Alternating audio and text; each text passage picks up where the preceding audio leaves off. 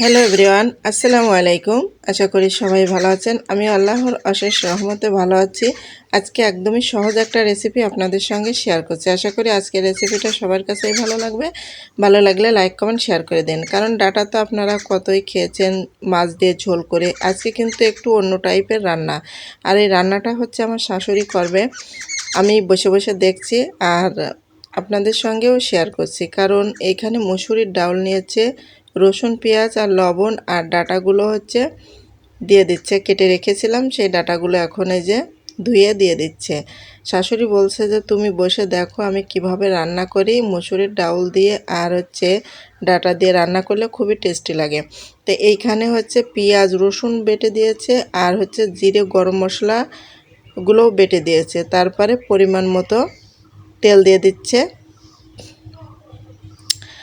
মানে যতটুকু লাগবে সেই অনুযায়ী দিয়ে দিচ্ছে। সবগুলো মশলাই এখানে দেখছি দিয়ে দিচ্ছে, দিয়ে তারপরে একটু খুন্তি দিয়ে নেড়ে চেড়ে দিচ্ছে। আর আমার শাশুড়ি বলছে যে ডাউল আর ডাটা এইভাবে রান্না করে খেলে খুবই টেস্টি হয়। তা আমি বলছি আচ্ছা ঠিক আছে, আজকে আমি তো অবশ্যই খাবো। তা খাওয়ার পরে দেখছে আসলে খুবই টেস্টি হয়েছিল। তো এখানে পরিমাণ মতো পানি দিয়ে দিচ্ছে, কারণ পানি একটু বেশি করে দিতে হবে, যেহেতু ডাউল আর ডাটা ডাউলগুলো সিদ্ধ হওয়ার জন্য পানি দিয়ে দিচ্ছে বেশি করে, দিয়ে তারপরে রান্না করে নিতে হবে। তা সত্যি কথা বলতে আমি হচ্ছে কোনোদিনও ডাউল আর ডাটা দিয়ে রান্না করা খাইনি। তা আমার শাশুড়ির হাতে রান্না করা খালাম, হেভি টেস্টি হয়েছিল আর তার রান্নাটাও খুবই ভালো। আশা করি আপনাদের কাছেও ভালো লাগবে আজকের রেসিপিটা। আর আপনারাও ডাউল আর ডাটা দিয়ে একদিন রান্না করে খেয়ে দেখেন, হেভি টেস্টি লাগে। এখন রান্না প্রায় শেষের দিকে।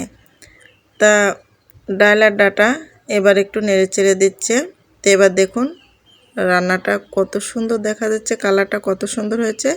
তা আজকের রেসিপি ভালো লাগলে লাইক কমেন্ট শেয়ার করে দেন। আল্লাহ হাফেজ।